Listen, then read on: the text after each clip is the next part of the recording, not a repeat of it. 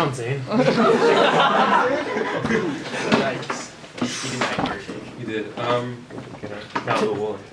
Today we have here the presidential debate that could determine America's future.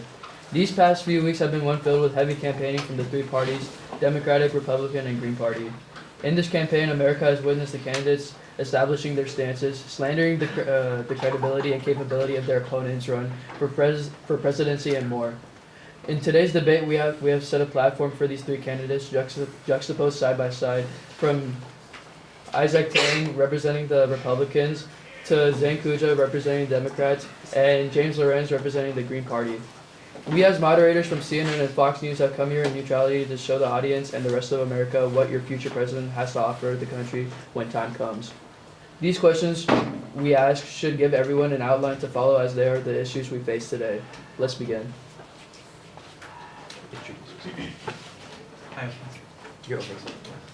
Hello, America. My name is Isaac Tang, and I'm running as your candidate for the Republican Party.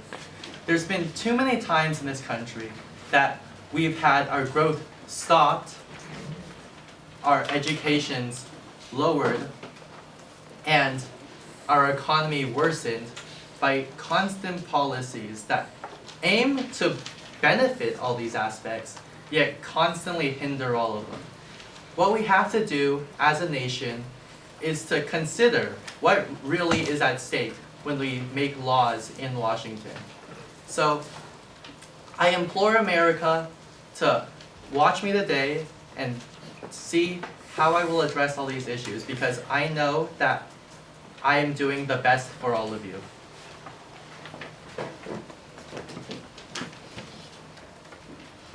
So thank you, Florida. Thank you, Miami. And thank you, everyone who's watching at home. And thank you to the candidates for being here. I'd like to remind you that on our website, zanekuja.readly.com, we have real-time fact-checking from my great campaign team. And this election is for you to choose the best America, so you need to be well-informed. Now, in the words of Jimmy Carter, the measure of society is found in how they treat their weakest and most helpless citizens. And as the former governor of Ohio and as the Secretary of State currently, I will deal with policies here and abroad in good manner. And we will improve this already great nation, and it's the simple truth that we need your help to do this. The nation is only as great as its weakest link.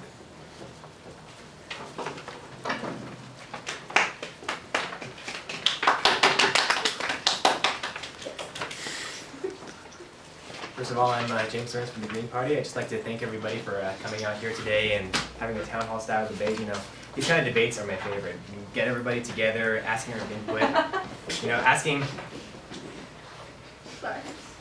asking about all of our opinions for your sakes, because, you know, folks, at the end of the day, I'm up here for you, okay? Because every human has rights. We have rights to a fair and equal opportunity to grow and prosper in this country. We have rights to a healthy environment.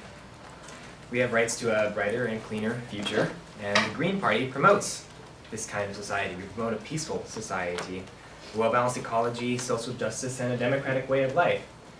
And you know, as my esteemed colleague said, that Jimmy Carter did mention that our weakest links are what define us. And you know, we're only as strong as our home, and our home is the earth. And that's what we need to care about. And that's why I'm running for this. I'm running for the earth. I'm running for you guys. Thank you.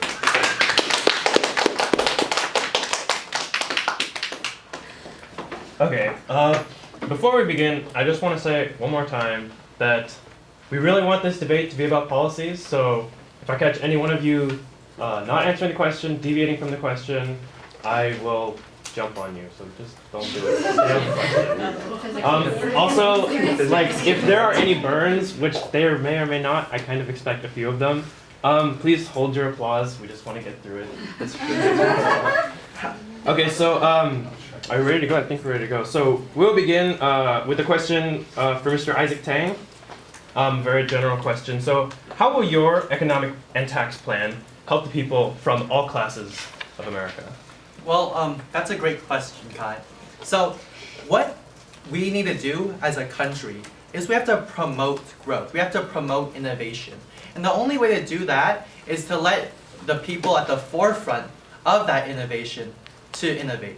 So that means corporations have to have a lower tax, because currently you see other countries in Asia and Europe having lower tax rates, and they are pumping out new and fresh ideas every day. Yet, if you look at here, we're starting to stagnate because our corporate tax is too high, causing our companies to send out jobs, and then that eventually leads us not only with less jobs, but less spending money and overall less ideas. So also, to help out the individual citizens, we have to give them more money by reducing taxes across the board. Okay, Zane Kuja, you have 45 seconds to respond. By cutting taxes, how are you going to create jobs, improve funding for government agencies, fix unemployment, fix the poverty gap?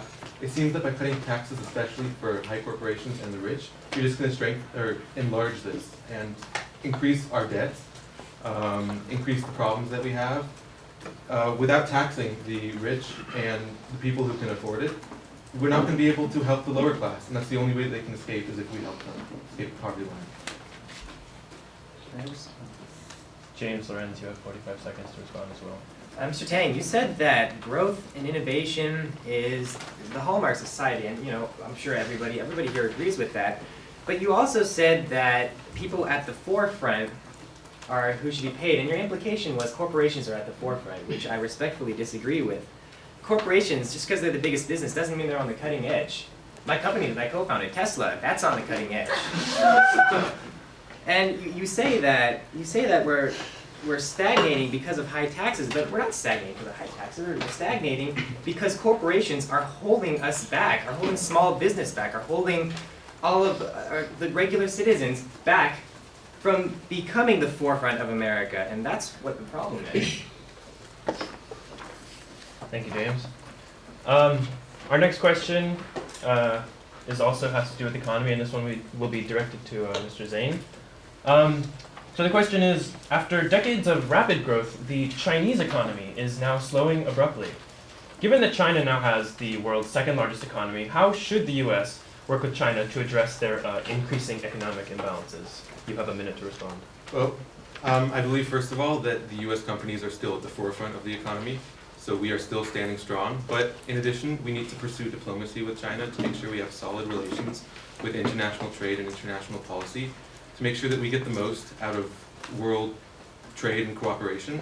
But I do not feel like China is the main problem that we need to focus on with our economy. I think that at home, we need to focus more on our taxes, and we need to raise our taxes to help us get out of our debt and improve on our situation that the recession from 8 years back brought us into. So by raising our taxes, we're going to help those who can't afford to pay and to live. We're going to open up more opportunities in clean energy, healthcare, infrastructure, roads, education, things that will benefit you, the people. And in that way, we're going to protect the consumer rights instead of focusing on big businesses, and that will boost the economy and make us gain power over the Chinese instead of limiting them. Thank you, Mr. Kuja. James Lorenz, you have 45 seconds to respond to that. I agree with my fellow candidate that we need to focus on America. That's what's important right now. We need to lessen our involvement in other countries such as China, not just economically, but militarily as well. And the only way to help us get out of this recession that we're in, or that we were in 8 years ago, as you mentioned, is by improving our economy, is by cutting on big government breakout funds to corporations, by getting out of government involvement in corporations. And that's what we need to do. We need to bolster the economies of the small businesses. We need to become green and clean and efficient.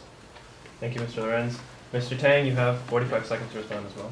The thing about us as a country is that our corporations all started off as small businesses. And I heard James talking about how with Tesla, he was looking to innovate as well. But is Tesla itself not a corporation? If you look at China, as we were talking about, China's top companies, Baidu, Huawei, they all have less restrictions on them compared to our corporations, which allows them to not only, already starting to catch up, and if we don't continue to grow, they will catch up to us and eventually beat us in terms of the economy. and in terms of creating jobs. Thank you, Mr. Tang. We now open the floor to a CR question dealing with the economy for Mr. James Loren. Does anyone have a question? About the economy, preferably. Ohio/Pennsylvania. State your name too, when you ask the question, and who is this question going to? Go ahead. This question is going to be for all the candidates. No, that's not happening. Do you endorse NAFTA/the Trans-Pacific Partnership? If yes, say I'm a blue-collar worker, how will you train me to be qualified for the jobs sent by NAFTA? If no, if you don't think NAFTA helps, what will? We'll begin with James responding. James, you have 1 minute to respond. Thank you. I agree with NAFTA. I believe that we should get involved in other countries.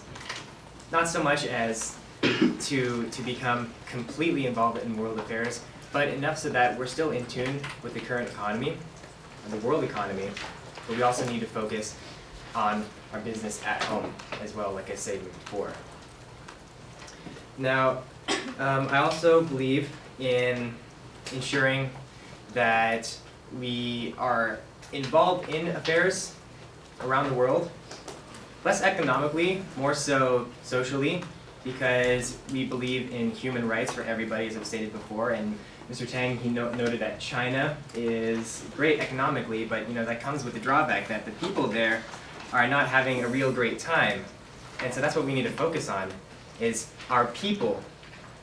And so the economy is just a product of how happy our people are in terms of money. And so really